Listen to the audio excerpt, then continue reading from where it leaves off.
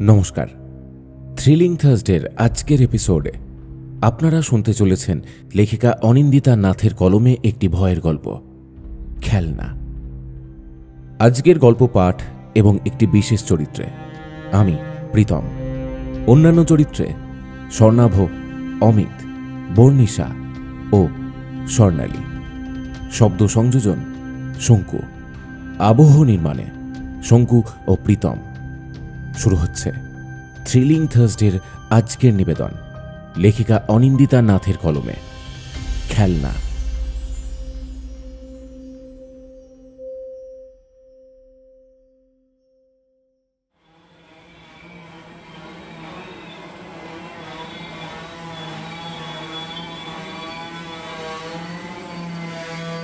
একটা ভীষণ শব্দ করে ট্রেনটা খুব জোরে ব্রেক কষে দাঁড়িয়ে পড়ল।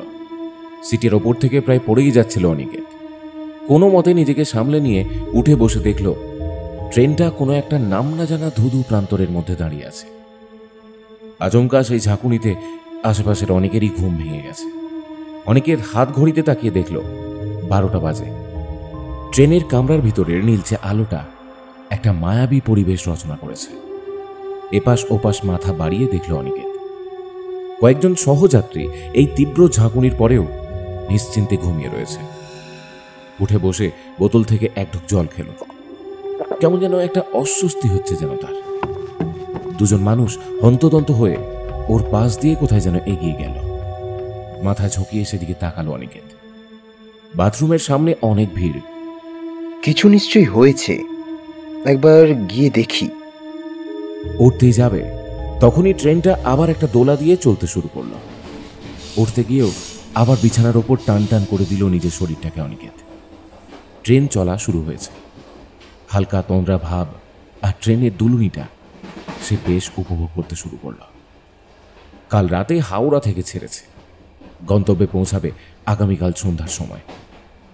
ট্রেন বেশ জোরেই এগোচ্ছে। মাঝে মাঝে নাম না জানা স্টেশনগুলোর হলদেটে ভেপারের আলোগুলো চোখের সামনে থেকে সাঁই সাঁই করে বেরিয়ে যাচ্ছে। ঝাপসা কাঁচের ভিতর থেকে অজানা মাঠ প্রান্তরের দিকে এক দৃষ্টে তাকিয়েছিল অনিকেত। অর্ধক্ষয়িষ্ণু শরীর নিয়ে চাঁদটা একভাবে আকাশের গায়ে ঝুলে রয়েছে। অনিকেতের মনে হচ্ছে চাঁদটাও মনে হয় ট্রেনের সঙ্গে একভাবে ছুটে চলেছে। এসব ভাবতে ভাবতে কখন যেন চোখটা লেগে এসেছিল। ঘুমে সে তলিয়ে গিয়েছিল। হঠাৎ একটা জোরে শব্দ আর একটা কিছু যেন হয়ে গেল মুহূর্তের মধ্যে। অনিকেতের মনে হলো একটা কাগজের ঘরের মধ্যে সে এসে রয়েছে, আর কেউ যেন হাত দিয়ে সেই কাগজের মোড়কটাকে দুমড়ে মুছড়ে দিয়েছে। তীব্র ঝাঁকুনি আর অনেক আলোর ঝলকানির পর আর তার কিছুই মনে নেই।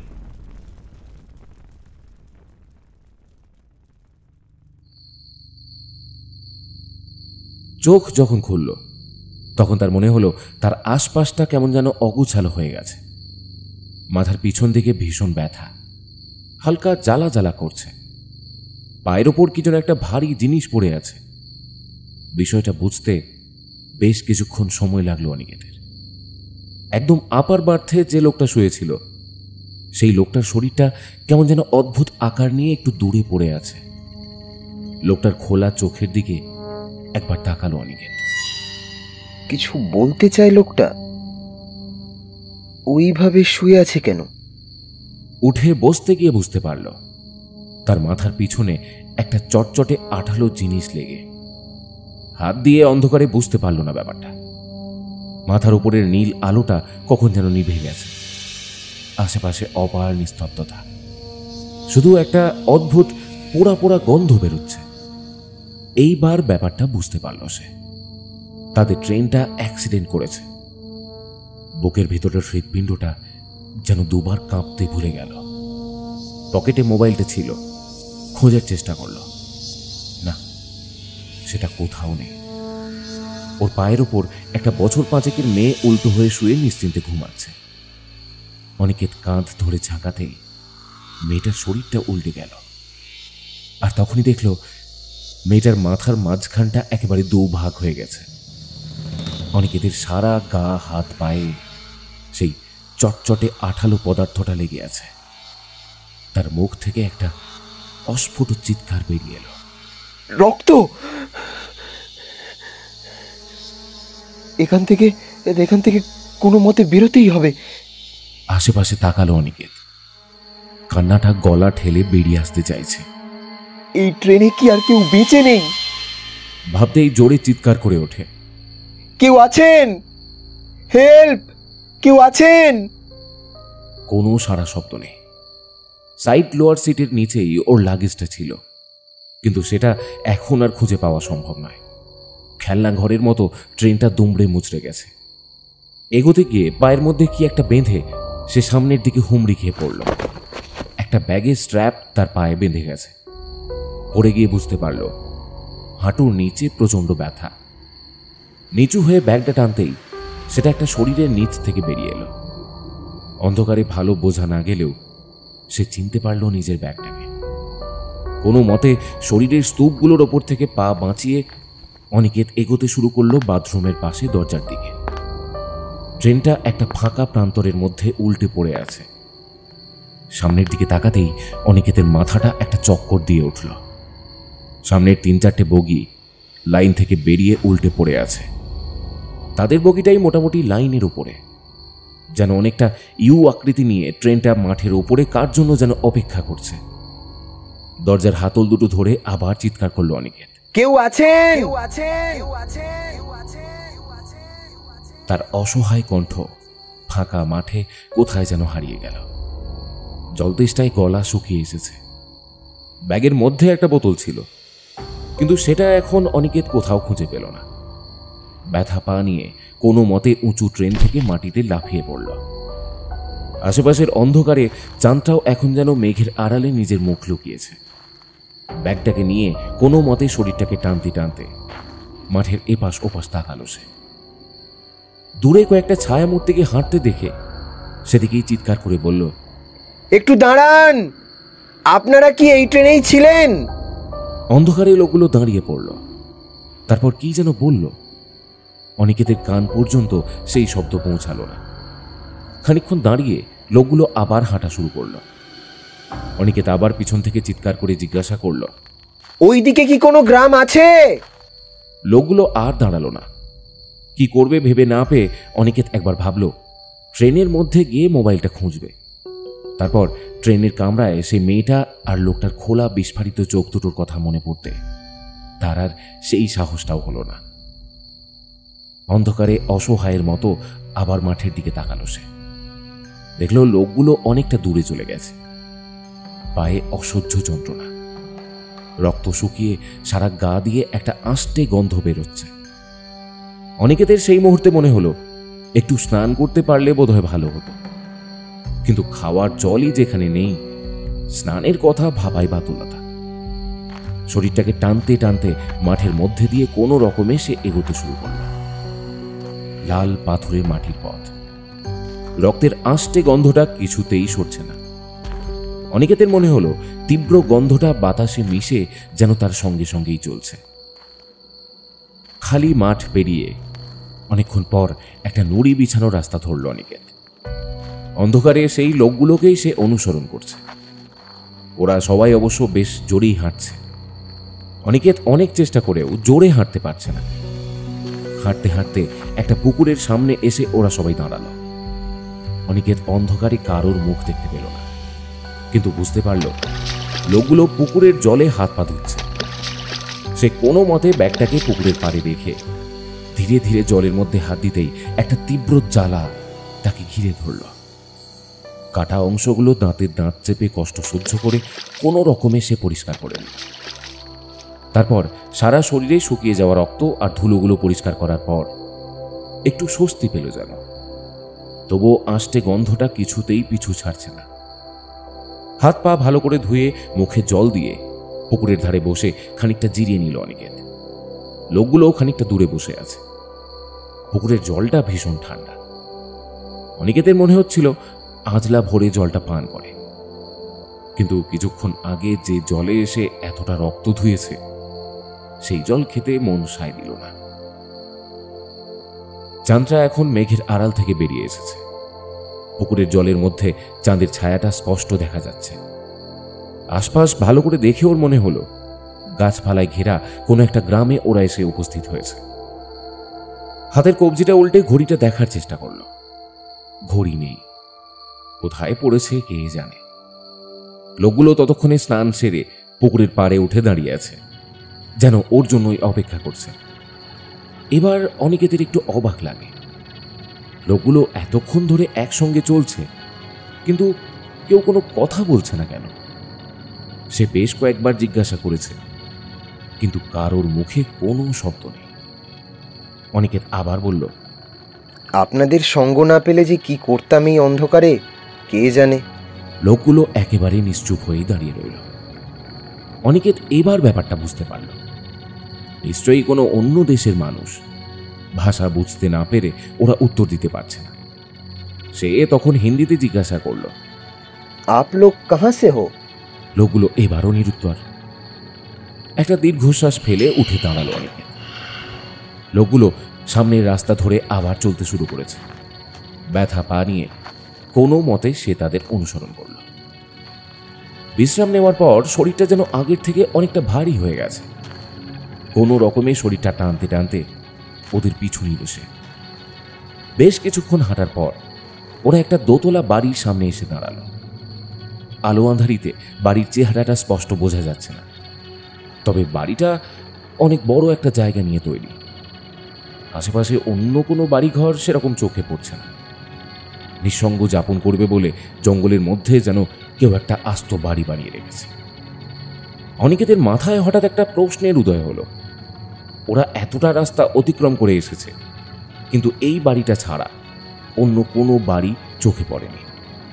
আশেপাশে কোনো সারা শব্দ নেই। এমনকি রাতের যে স্বাভাবিক একটা ছন্দ থাকে, এখানে সেটাও নেই। চারিদিক একেবারে শূন্য। লোহার শিকল খুলে খুব জোরে শব্দ করে আশেপাশে নৈশব্দ ভেঙে লোহার গেটটা খুলে লোকগুলো বাড়িটার মধ্যে প্রবেশ করল।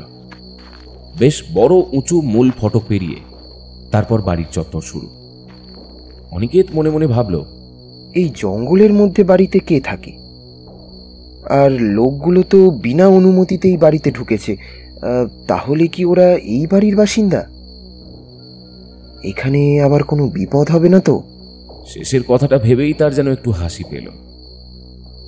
মৃত্যু যখন কিছুক্ষণ আগে এসে তার হাত শুধু ছুঁয়ে দিয়ে বেরিয়ে গেছে, তখন আর আলাদা করে বিপদের কথা ভাবাই উচিত নয়।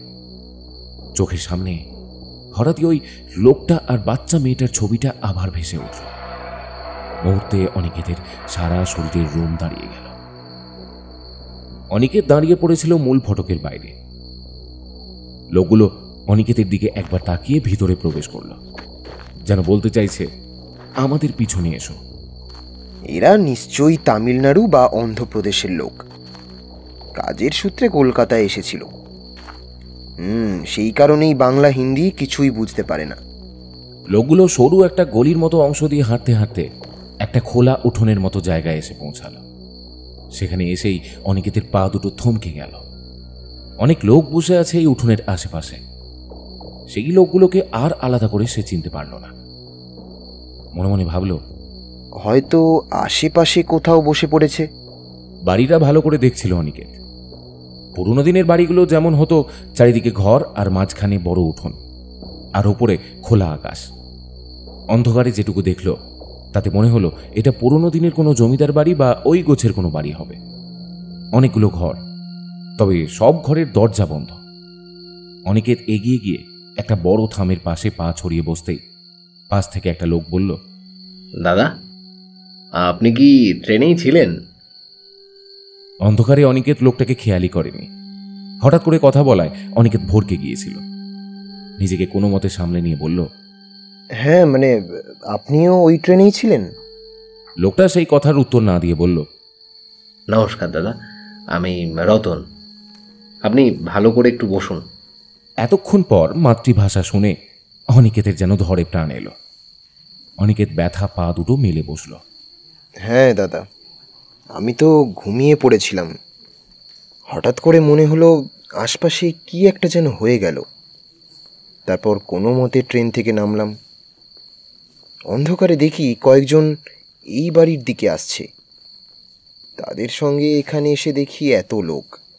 রতনের সঙ্গে টুকটাক কথা বলে অনিকেত থামল। আশেপাশের লোকেরা নিজেদের মধ্যে খুব চাপা স্বরে কথা বলছে। শরীরটা এখন বেশ হালকা লাগছে। হালকা তন্দ্রাচ্ছন্ন একটা অবস্থা ঘিরে ধরছে তাকে। দাদা, ঘুমালেন নাকি? না না, ওই আর কি। আচ্ছা দাদা, এটা কোন জায়গা? আমিও ঠিক বুঝতে পারছি না। অ্যাক্সিডেন্টের পর গাড়ি থেকে নামলাম, তারপরে এগোতে এগোতে দেখি একটা বাড়ি।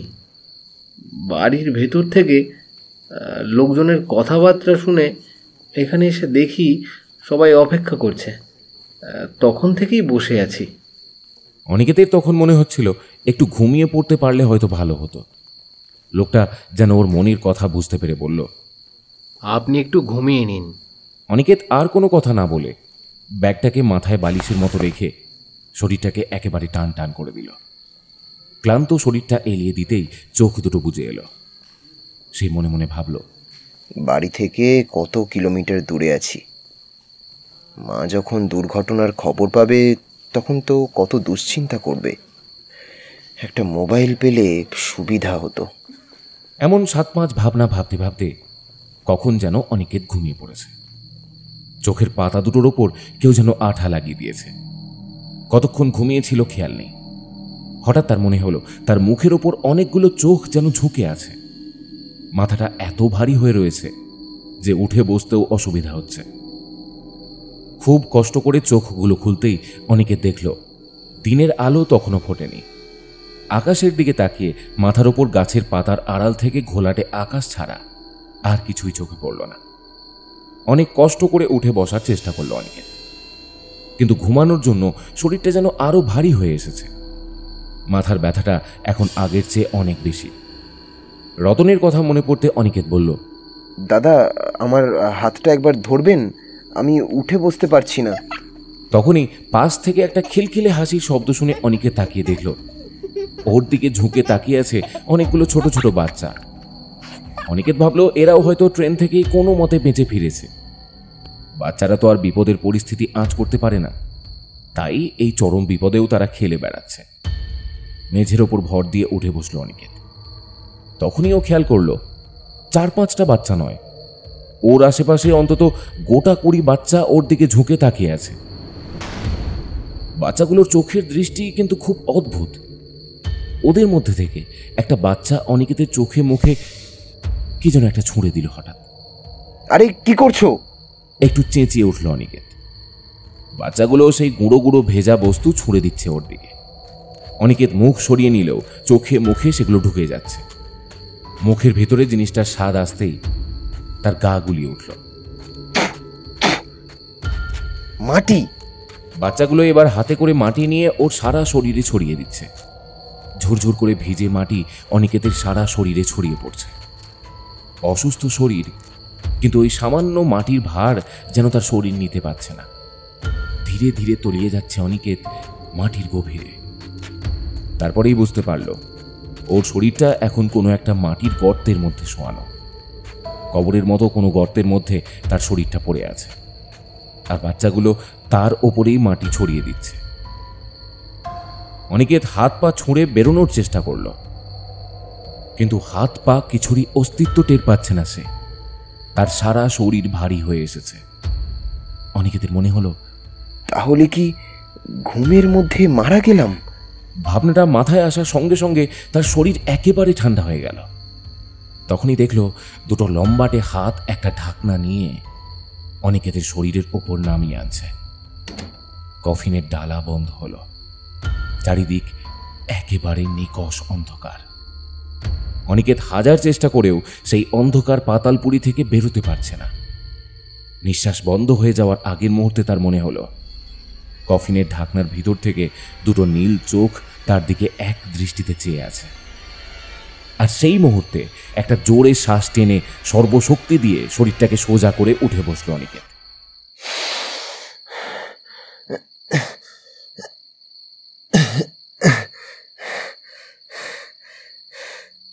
আশেপাশে তাকিয়ে বুঝতে পারল স্বপ্ন দেখছিল। উঠে বসতেই দেখল আশেপাশের লোকেরা তখনও একইভাবে বসে আছে।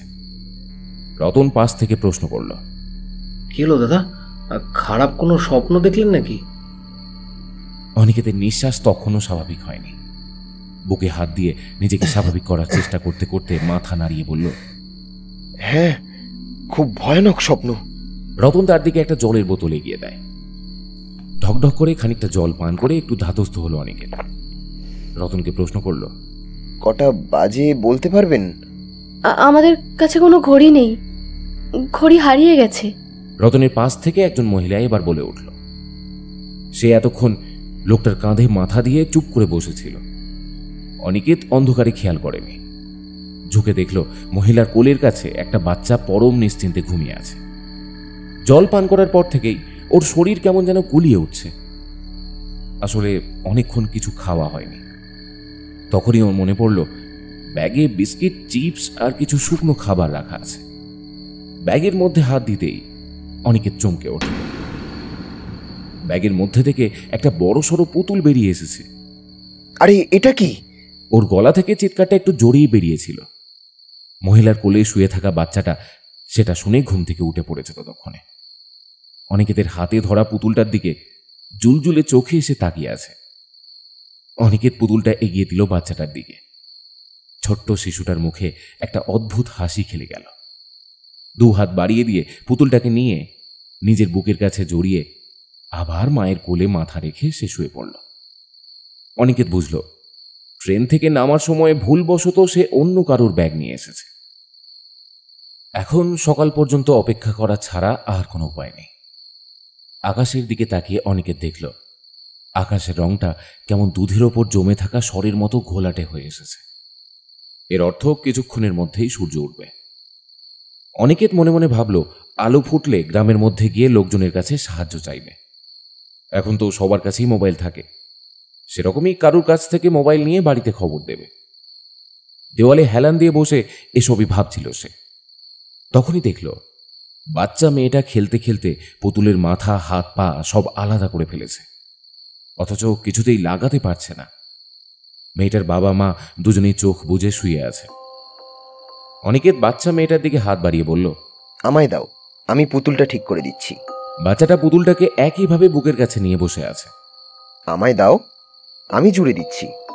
পাশ থেকে খসখসে কণ্ঠস্বরে কেউ যেন বলে উঠল, এটাই দ্বিতীয় শেষ সুযোগ। চমকে উঠল অনিকেত। আশেপাশে তাকিয়ে কাউকে দেখতে পেল না। বাচ্চাটার হাত থেকে পুতুলটা নিয়ে ঠিক করে বাচ্চাটার দিকে এগিয়ে দিতেই সে পুতুলটা নিয়ে ছুটে চলে গেল বাড়ির অন্দরের দিকে। রতনকে অনিকেত দুবার ডাকল, দাদা, ও দাদা, আপনার মেয়ে ওইদিকে চলে গেল। রতন একভাবে চোখ বুজে পড়ে রয়েছে। কোনো হেলদোল নেই দেখে অনিকেত আর কিছু না বলে চুপ করে বসে রইল। একটু পর ওর কাঁধে একটা আলতো ছোঁয়া পেয়ে চোখ খুলে তাকিয়ে সে দেখে একটা বাচ্চা ছেলে ওর দিকে হাত বাড়িয়ে তাকিয়ে আছে। অনিকেত অবাক হয়ে প্রশ্ন করল, কি চাই? বাচ্চাটার নজর অনিকেতের ব্যাগের দিকে। অনিকেত খেয়াল করল ব্যাগের মধ্যে থেকে একটা গাড়ির চাকা বেরিয়ে পড়েছে। হাত ঢুকিয়ে দেখল একটা খেলনা গাড়ি ব্যাগের মধ্যে রয়েছে। মনে মনে আবার ভাবল, কোনো বাবা হয়তো তার বাচ্চার জন্য খেলনা কিনে নিয়ে যাচ্ছিল। আর ভাবতে পারল না। আবার সেই ভয়াবহ স্মৃতি মনে আসতেই তাড়াতাড়ি গাড়িটা বের করে সে বাচ্চাটার হাতে দিয়ে দিল। বাচ্চাটা গাড়িটাকে নিয়ে টানছে আর গাড়িটা ছুটে চলেছে বাড়ির অন্যদিকে। বাচ্চাটা বাড়িময় ছুটে বেড়াচ্ছে গাড়িটাকে নিয়ে। উঠোনে বসা লোকগুলো অধিকাংশই ঘুমে ঢুলছে। অনিকেত এবার বাচ্চাটার দিকে হাত বাড়িয়ে বলল, আমাকে দাও, আমি এখান থেকে টেনে ছেড়ে দেবো, তুমি ওইখান থেকে ধরো। এই বাচ্চাটাও গাড়িটাকে বুকের মধ্যে আঁকলে রেখে দাঁড়িয়ে আছে। অনিকেত আবার হাত বাড়িয়ে বলল, দাও আমায়। আর ঠিক তখনই আবারও ওর কানের কাছে কেউ যেন বলে উঠল, এই শেষ সুযোগ। অনিকেত চমকে উঠে আশেপাশে তাকালো। কেউ কোথাও নেই। বাচ্চাটা তখন গাড়িটাকে ওই প্রান্ত থেকে ছেড়ে দিয়েছে। গাড়িটা ওর পায়ে এসে একটা মৃদু ধাক্কা মারল। ব্যথা জায়গাটায় লেগে পায়ের কাটা অংশটা ঝনঝন করে উঠল। আবার গাড়িটার মধ্যে একটা ছোট্ট চিরকুট বসালো। এই তোমার শেষ সুযোগ। অনিকেত কিছুই বুঝতে না পেরে অবাক হয়ে উঠে দাঁড়ায়। এবার কি হচ্ছে এখানে? কে এই সব মজা করছে? আগের দুঃস্বপ্নের আতঙ্কে ঘুমাতেও পারছে না, আবার ঠিক করে বসতেও পারছে না। উপায়ান্তর না পেয়ে বারান্দা ধরে এগিয়ে গেল সে। সারিবদ্ধ ঘরগুলো সব বন্ধ। ঘরের ভিতরে লোক আছে কিনা তাও বোঝার কোনো উপায় নেই, কিন্তু একটা ঘরের দরজা সামান্য খোলা। সেই ঘরের মধ্যে একজন বয়স্ক লোক বিছানার ওপর শুয়ে আছে। অনিকেত ঘরে ঢুকতে যাবে, ঠিক তখনই দরজার সেই ছোট্ট ফাঁকটার মধ্যে খেয়াল করল একটা বছর 5 মেয়ে তার দিকে তাকিয়ে হাত বাড়িয়ে আছে। একটু অবাকই হলো সে। এই বাড়ির বাচ্চাগুলো কি তাকে খেলনাওয়ালা ভেবেছে? তবুও অনিকেত ঝুঁকে পড়ে জিজ্ঞাসা করল, কি চাই? মেয়েটি কোনো উত্তর দিল না। সে আবার ফিরে এলো উঠোনে যেখানে বসেছিল। ব্যাগের মধ্যে আর কোনো খেলনা নেই। অগত্যা আবার সে ফিরে গেল সেই বাচ্চা মেয়েটার কাছে। মেয়েটা তখনও একইভাবে হাত বাড়িয়ে বসে আছে। আমার কাছে তো কিছু নেই। মেয়েটা কিছুক্ষণ ওর দিকে তাকিয়ে তারপর ছুটে বাইরের দিকে চলে গেল। ঘরের মধ্যে এবার চোখ পড়তেই অনিকেত দেখল বৃদ্ধ লোকটা উঠে বসেছে। অনিকেত ঘরের বাইরে থেকেই প্রশ্ন করল, একটু ভেতরে আসবো? দরজা খুলতেই একটা ভেজা ভেজা গন্ধ ওর নাকে এসে ঝাপটা দিল। আশেপাশে তাকিয়ে দেখল ঘরের মধ্যে আসবাব বলতে সেরকম কিছুই নেই। একটা ছোট্ট চৌকির ওপর বৃদ্ধ আধশোয়া হয়ে বসে আছেন, আর তার পাশে একটা কাঠের চেয়ার রাখা। চেয়ারের দিকে ইঙ্গিত করে অনিকেতকে বসতে ইশারা করলেন বৃদ্ধ। ছানি পড়া চোখের ঘোলাটে দৃষ্টি দিয়ে অনিকেতের দিকে একভাবে তাকিয়ে রয়েছেন বৃদ্ধ। প্রথমটায় একটু অস্বস্তি হলেও একসময় অনিকেত বুঝতে পারল বৃদ্ধের দৃষ্টিশক্তি অতটা প্রখর নয়। কাঁপা কাঁপা কণ্ঠস্বরে প্রশ্ন করল, তুমি কোথা থেকে এসেছো? নমস্কার, আমি অনিকেত রায়। হাওড়ায় বাড়ি। ট্রেনে তামিলনাড়ু যাচ্ছিলাম একটা কাজে। রাতে ট্রেন অ্যাক্সিডেন্ট হয়েছে। কিভাবে বেঁচে ফিরলাম জানি না। যখন জ্ঞান ফিরল তখন দেখি ট্রেনের মেঝেতে পড়ে আছি। আশেপাশে মৃতদেহ পেরিয়ে যখন মাঠে নামলাম তখন দেখলাম কয়েকজন লোক এই বাড়িটার দিকে আসছে। তাদের অনেক প্রশ্ন করেও কোনো উত্তর পেলাম না।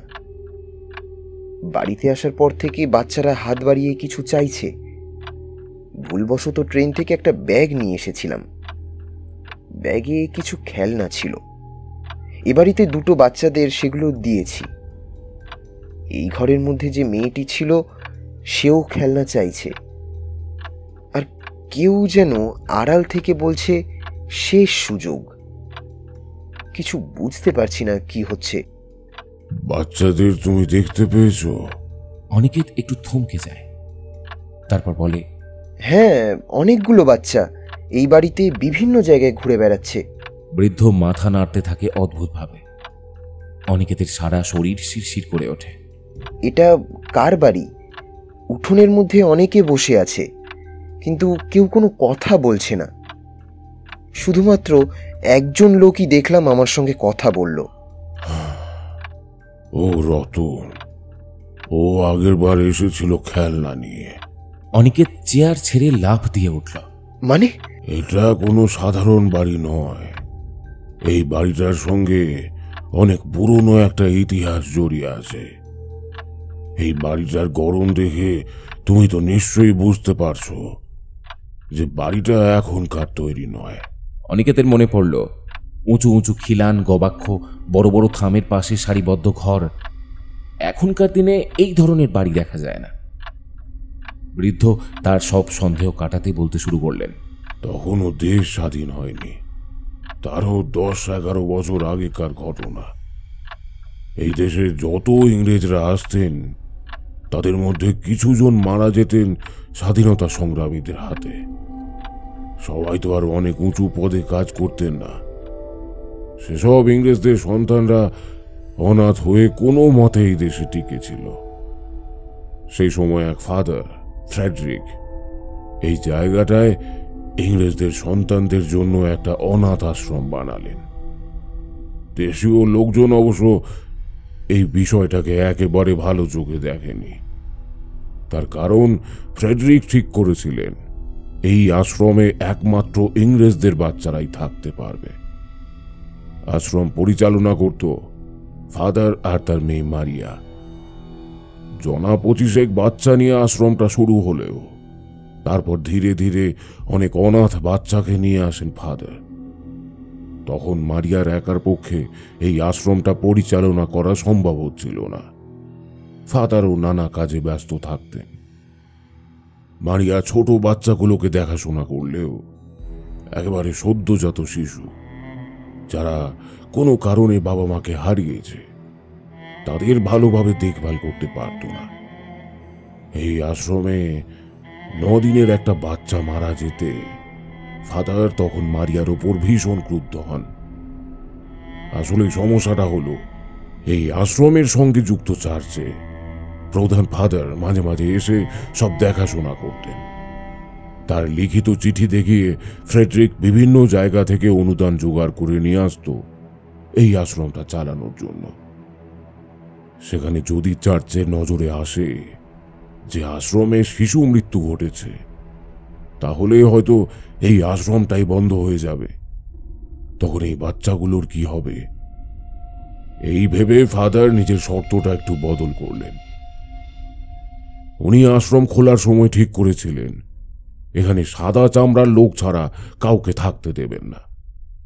উপায়ান্তর না দেখে ঠিক হলো একজন দেশীয় মহিলাকে কাজে রাখবেন। সে সময় চার্চে মালির কাজ করত মায়া। তার সদ্যজাত সন্তানকে নিয়ে চার্চের পিছনের একটা ছোট্ট ঘরে থাকত।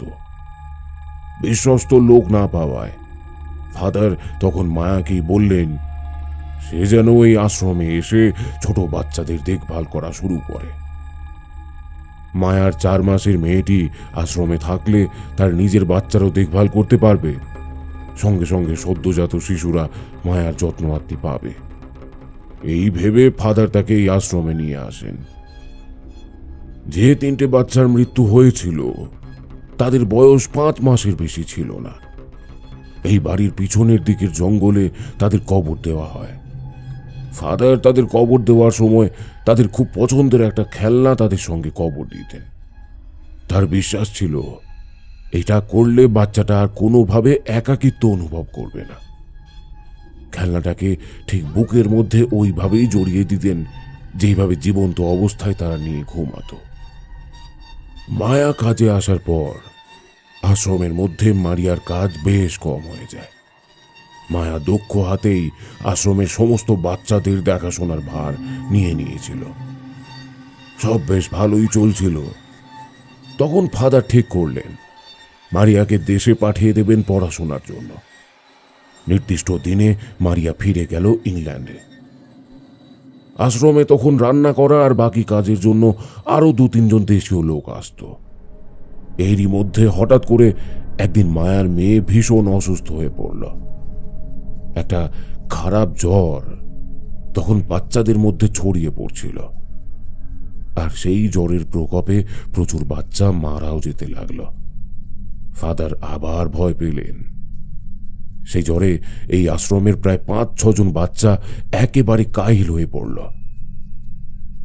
একদিন রাতে বাচ্চাগুলোর সারা শরীর কেমন যেন শক্ত হয়ে গেছে। মায়ার মেয়ের শরীরও ভালো না। বাচ্চাগুলোকে এক ঘরে রেখে মায়া ঠায় নার্সারিতে বসে মাথায় জলপট্টি দিয়ে গেছে। সেদিন সকাল থেকেই আকাশের অবস্থা খারাপ ছিল। চারিদিক একেবারে থই থই অবস্থা। সূর্যের মুখ সেদিন এই আশ্রমের লোকেরা দেখতে পায়নি।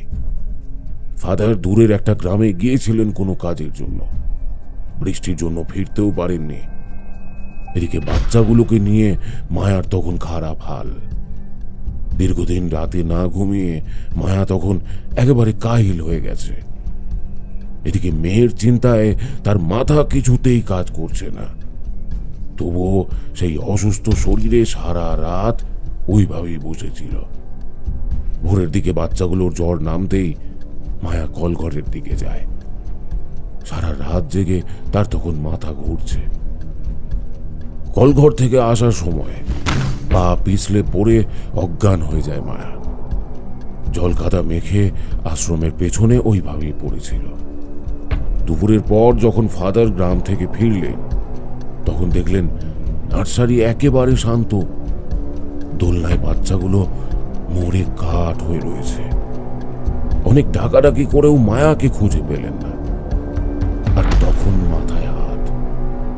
পাশের গ্রামেও অনেক শিশুর মৃত্যু দেখে এসে তখন তার মাথার আর ঠিক ছিল না। ক্লান্ত অবসন্ন শরীরে নিজের হাতে কবর খুঁড়ে বাচ্চাগুলোকে কবরে শুইয়ে দিলেন। পরের দিন আশ্রমের বাকি বাচ্চাদের নিয়ে ফাদার তখন পাশের গ্রামে যান। আশ্রম চালানোর জন্য যে আর্থিক অনুদান প্রয়োজন সেটার সমস্যা আর শিশু মৃত্যুর ঘটনায় ফাদার এই সিদ্ধান্ত নিতে বাধ্য হন। পরদিন রাতে মায়ার জ্ঞান ফিরল। জল কাদায় মাখামাখি হয়ে সে দুদিন পড়েছিল বাড়ির পিছনে। তার শরীর উত্তপ্ত কয়লার মতো গরম। সেই অবস্থাতেই সে ছুটে গেল নার্সারির দিকে। ফাঁকা খাটগুলোর দিকে তাকিয়ে মায়া তখন পাগলের মতো নিজের মেয়েকে আর বাকি বাচ্চাদের খুঁজতে শুরু করল। ফাঁকা আশ্রমে নিজের মেয়েকে খুঁজে না পেয়ে পাগলের মতো মায়া এদিক ওদিক ঘুরতে ঘুরতে তারপর শেষে কবরের কাছে গিয়ে দেখল 5টা সদ্য নতুন কবর খোঁড়া হয়েছে। একটা কোদাল জোগাড় করে প্রত্যেকটা কবর আবার খুঁড়ে ফেলেছিল মায়া। আর তারপরেই আবিষ্কার করল একটা কবরের মধ্যে তার মেয়েও ঘুমিয়ে রয়েছে, তার প্রিয় পুতুলটাকে কোলে জড়িয়ে। ওর মেয়ে মারা গিয়েছিল, মায়া সেটা জানত না।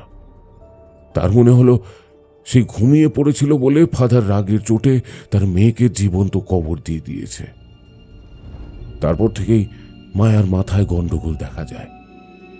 চোখে পাথর হয়ে গিয়েছিল মেয়েটা। দিন 5 পর ফাদার যখন আবার আশ্রমে ফিরলেন তখন দেখলেন কবরস্থানে পচে ফুলে ওঠা ওই 5টা শিশুর দেহ নিয়ে মায়া বসে আছে, আর ওদের কোলে নিয়ে দোলা দিয়ে ঘুম পাড়াচ্ছে। পরনের কাপড় অবিন্যস্ত, মাথার চুল উস্কো খুস্কো। ফাদার মায়াকে সমস্ত ঘটনা খুলে বললেও মায়ার তখন এসব বোঝার মতো মানসিক অবস্থা ছিল না। ফাদার একটু জোর করে মায়াকে এই আশ্রম থেকে বের করে বাচ্চাগুলোকে আবার কবরস্থ করে পাশের গ্রামে ফিরে যান। তারপর থেকেই এই আশ্রমটা পরিত্যক্ত অবস্থায় পড়ে আছে। একটানা এতটা বলে বৃদ্ধ থামলেন। এই বাচ্চাগুলোর খেলনা চাওয়ার সঙ্গে পুরনো ঘটনার কি সম্পর্ক? একটা সন্দেহ অনিকেতের মনে উঁকি দিচ্ছে। প্রশ্নটা করতে গিয়ে ওর গলা কেঁপে গেল, ঠোঁট শুকিয়ে এসেছে। মনে হচ্ছে দৌড়ে পালিয়ে যায় এই বাড়ি থেকে, কিন্তু কোন এক অমোঘ আকর্ষণে যেন বেরোতে পারছে না। বৃদ্ধ জোরে একটা শ্বাস নিয়ে বললেন, ঘটনা এখনো শেষ হয়নি। আশ্রম পরিত্যক্ত হলেও মায়া কিন্তু আশ্রমের মায়া কাটিয়ে যেতে পারল না। সে এই আশ্রমের বাইরেই পড়ে থাকতো দিন রাত, তার মেয়ের নাম ধরে ডাকত। তখন এই অঞ্চলের আশেপাশে লোকজনের বসতি ছিল। গ্রামের লোকেরা রাত্রেবেলা শুনতে পেত মায়া তার মেয়ের নাম ধরে ডাকছে, আর ভেতর থেকে ভেসে আসছে কোনো বাচ্চার খিলখিলিয়ে হাসির শব্দ। পাগলের মতো আশ্রমের বাইরে মায়া বসে থাকত। গ্রামের লোক যদি কিছু দিত তো খেত, আর যেদিন পেত না সেদিন না খেয়েই কাটিয়ে দিত। একদিন রাতের ঘটনা, গ্রামের কিছু লোক শহরে কাজে গিয়েছিল। তাদের ফিরতে বেশ রাত হলো। গভীর রাতে রাস্তাঘাট একেবারে জনশূন্য, আর তখনই ঝমঝমিয়ে বৃষ্টি নামল। তাদের সঙ্গে ছাতা ছিল না। উপায়ান্তর না দেখে মাথা বাঁচাতে তারা আশ্রমের মধ্যে ঢুকল। এসে দেখল দরজাটা হাট করে খোলা। মায়াকে আশেপাশে কোথাও তারা দেখতে পায়নি। বাধ্য হয়ে তাদেরকে সেই আশ্রমে আশ্রয় নিতেই হলো। তারপর সারা রাত এই বাড়িতে অনেক বাচ্চার হাসির শব্দ তাদের ঘরময় ছুটে বেড়ানোর শব্দ শুনে ভোর হওয়ার আগেই গ্রামের লোকগুলো বৃষ্টির মধ্যেই ছুটে পালায়। গ্রামের মধ্যে এই খবরটা ছড়িয়ে পড়েছিল আগুনের মতো। সেই রাতের পর থেকে মায়াকেও আর খুঁজে পাওয়া যায়নি। সে যে কোথায় গেছে কেউ জানে না। বাড়িটা তারপর থেকে এমনই পড়ে আছে। ফাদার আর আসেননি? তার খবর তো কেউ জানে না। রাতের বেলায় বাড়ির আশেপাশের লোকজন আসতে ভয় পেত। গভীর রাতে, এমনকি নির্জন দুপুরে অনেক দূর থেকেও বাচ্চাদের হাসি কান্নার শব্দ ভেসে আসতে লোকজন শুনেছিল। তা প্রায় অনেক বছর পর ফাদারের সেই মেয়ে মারিয়া নিজের 3 সন্তানকে নিয়ে এই দেশে ফিরে আসে। মারিয়ার স্বামী ততদিনে গত হয়েছে। তখন এই বাড়ির ভগ্নপ্রায় অবস্থা। এই বাড়িতে যখন সে উঠল, গ্রামের লোকজন তাকে বারণ করেছিল, কিন্তু মারিয়া কিছুই শোনেনি। মারিয়ার বাড়িতে কাজ করত এই গ্রামেরই এক বুড়ি। একদিন রাতে সেই বুড়ির মৃতদেহ পাওয়া গেল বাচ্চাদের কবরের সামনে। তার খোলা চোখ দুটো বিস্ফারিত ছিল, আর বুড়ির বুকের ওপর পড়েছিল একটা শতচ্ছিন্ন খেলনা পুতুল। পুতুলটার সারা শরীরে মাটি লাগা, যেন মনে হচ্ছিল পুতুলটা মাটির নিচ থেকে কেউ বের করে বুড়ির নিথর শরীরটার উপর ফেলে রেখেছে। মারিয়ার মনে তখন একটু ভয় ঢোকে। তার সন্তানরা তখন অনেক ছোট, কিন্তু বাড়ি ছেড়ে অন্য জায়গায় যাওয়ার মতো আর্থিক সঙ্গতি তখন তার ছিল না। তাই বাধ্য হয়ে পড়ে রইল এখানে। একদিন রাতে এই গ্রামের লোক মারিয়ার বিকট চিৎকার শুনতে পায়। ভয়ের চোটে কেউ আর সেই রাতে এই বাড়িতে আসার সাহস পায়নি। পরদিন সকালবেলা এই ঘরে ওই সিলিংয়ের হুক থেকে মারিয়ার ঝুলন্ত দেহ আবিষ্কার করে সবাই। কথাটা বলে বৃদ্ধ ঘরের সেই হুকের দিকে আঙুল দিয়ে দেখালেন। অনিকেতের সারা শরীর কেমন যেন ঠান্ডা হয়ে এলো। বাইরে তখনও ভোরের আলো ফোটেনি। ঘরের মধ্যে আবছা ঘোলাটে অন্ধকারে তার মনে হলো ওই হুক থেকে একটা আবছায়া নারী শরীর হালকা হালকা দুলছে। ওর শরীর এতটাই ভারী হয়ে গেছে যে তার মনে হচ্ছে না যে সে উঠে দাঁড়াতে পারবে। ভয়ার্ত কণ্ঠে কোনো রকমে সে বৃদ্ধের উদ্দেশ্যে প্রশ্ন করল, মারিয়ার বাচ্চাগুলোর কি হলো? বাচ্চাগুলোর আর কি হবে? তারা তো এই বাড়িতেই রয়ে গেছে। মানে? বৃদ্ধ বলিরেখা ভরা কাঁপা কাঁপা হাতটা দরজার দিকে ইশারা করে দেখালেন। সেই দিকে তাকিয়ে অনিকেত দেখল সেই বাচ্চা 3টে যারা খেলনা চেয়েছিল তারা দরজার বাইরে দাঁড়িয়ে আছে।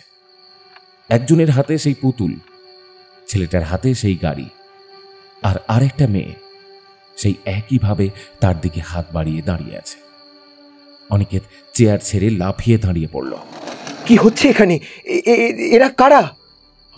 ওরা আমার নাতি নাতনি। ওই দেখো, ওই ওই পিছনে মারিয়াও আছে। জল থেকে তুলে আনা মাছের মতো খাবি খেতে খেতে অনিকেত দেখল ঘরের সিলিং থেকে একটা আবছায়া অন্ধকার ঘরের ছাদ বেয়ে একটা অদ্ভুত কৌশলে টিকটিকির মতো নেমে বাচ্চাগুলোর পিছনে এসে দাঁড়ালো।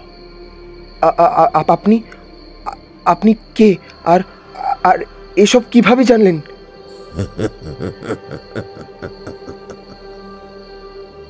ভাই ভুলো মন তোমার। এই মাত্র বললাম না ওরা আমার নাতি নাতনি। আমি ফাদার ফ্রেডরিক। এই গ্রামের কিছু লোক আমাকে মেরে এই বাড়ির ওই পেছনের দিকে কবর দিয়ে রেখেছে। অনিকেত খেয়াল করল ঘরের সামনে আরো অনেক লোক এসে জড়ো হয়েছে। সে মেঝেতে পড়ে গিয়ে ক্রমাগত নিজের শরীরটাকে নিয়ে পিছোতে শুরু করল। লোকগুলো ধীরে ধীরে ঘরে ঢুকছে। তাদের শরীরগুলো বড্ড অস্পষ্ট। একটা অপার্থিব হাসি হেসে এবার ফাদার বলে উঠলেন,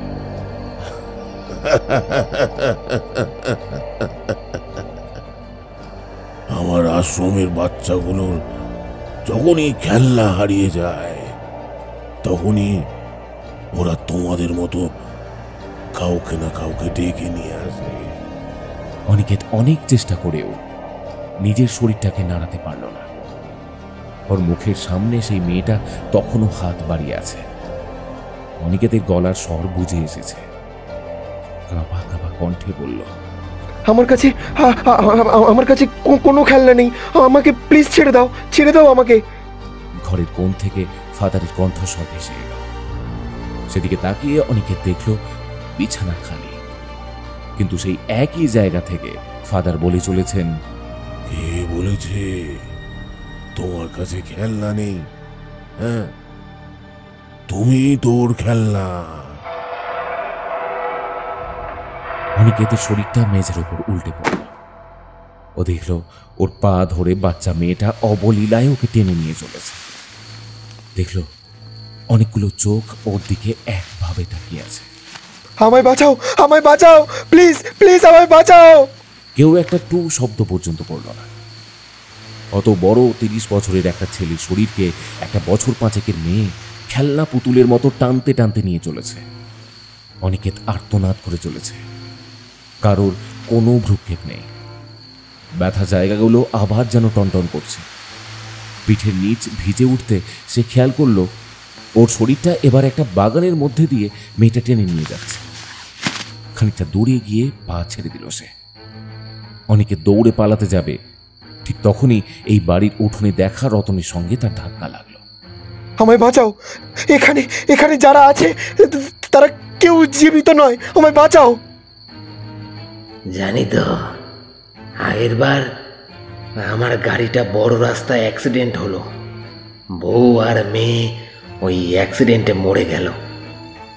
আমার যখন জ্ঞান ফিরল তখন দেখি মাঠের মধ্যে দাঁড়িয়ে আছি।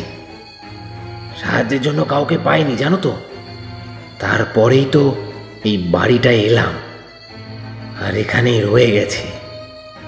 রতনের কথাগুলো অনিকেতের মাথাতে ঢুকল না। পাগলের প্রলাপের মতো শোনাচ্ছে। অনিকেত আবার পালাতে যাবে, তখনই রতন ওর হাত ধরে টানতে টানতে বাগানের মধ্যে নিয়ে চলল। ছেড়ে দাও আমায়, প্লিজ ছেড়ে দাও। কোনো লাভ হলো না। রতনের বজ্র মুষ্টি থেকে শরীরটা কিছুতেই ছাড়াতে পারল না অনিকেত। রতন ওর শরীরটা ছুঁড়ে দিল মাটির ওপরে। কোমরে প্রচন্ড আঘাত লাগলো তার। আর তখনই আকাশের দিকে চোখ পড়ল। সেই একই রকম ঘোলাটে আলো লেগে আছে আকাশের গায়ে। মনে মনে সে ভাবল যে এই রাতের কি আর ভোর হবে না। অনিকেতের মনের কথা বুঝতে পেরে রতন অট্ট হাসি দিয়ে উঠল।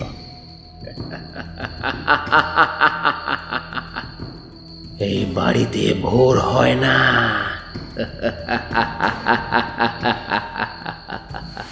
ওই অবস্থায় কোমর টেনে টেনে অনিকেত পালাতে চেষ্টা করল।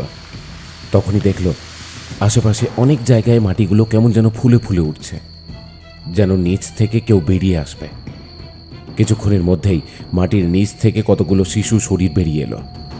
তাদের প্রত্যেকের হাড়ের গায়ে শুধু মাটি লেগে আছে।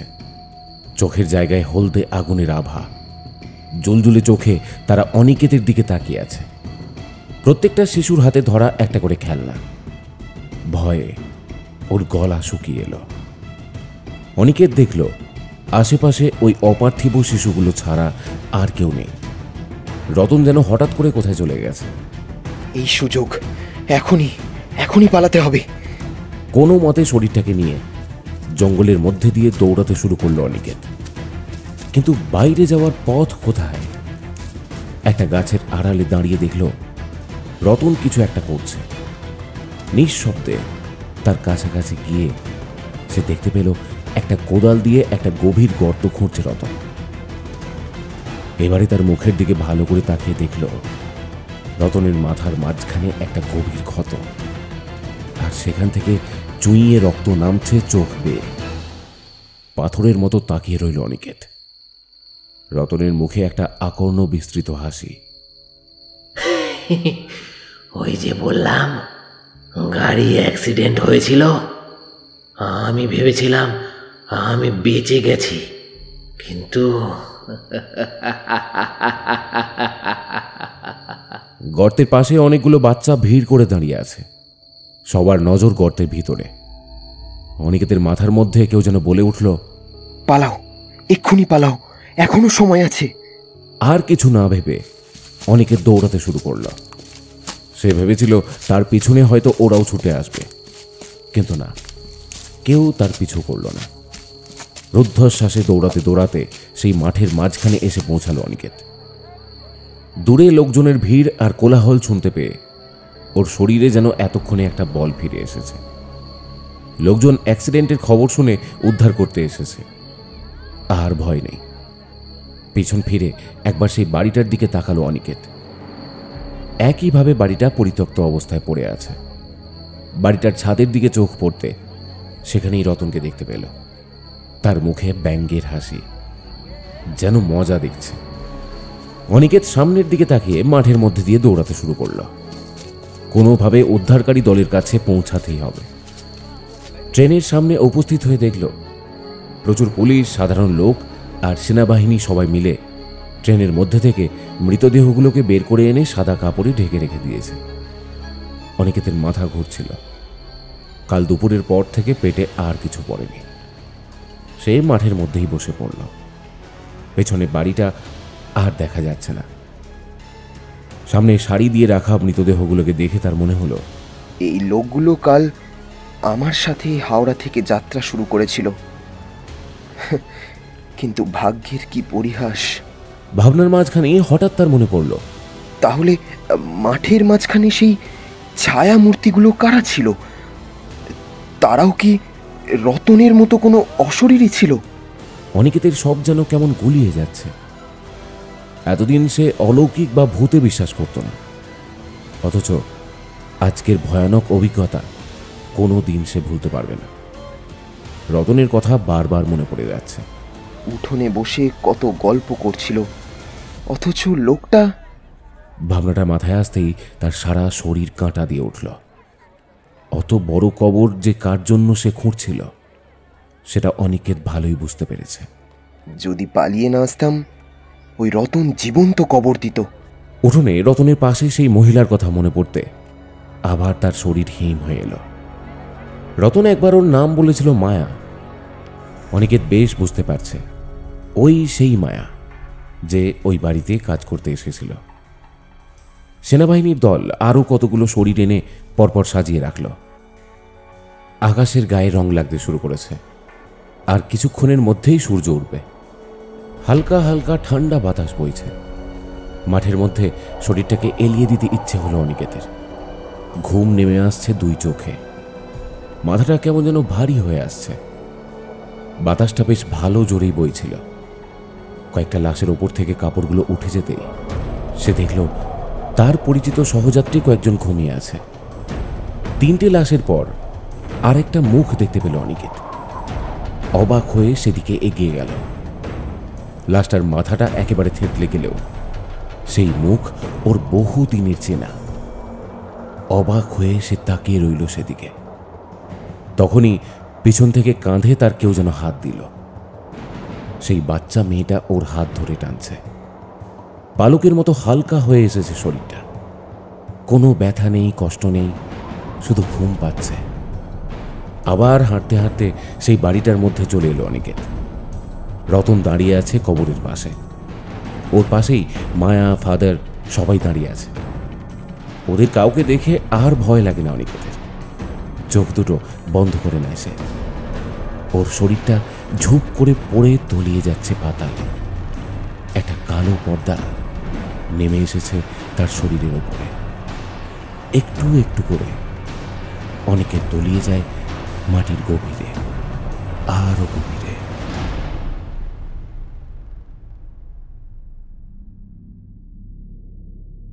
এতক্ষণ আপনারা শুনলেন লেখিকা অনিন্দিতা নাথের কলমে একটি ভয়ের গল্প, খেলনা।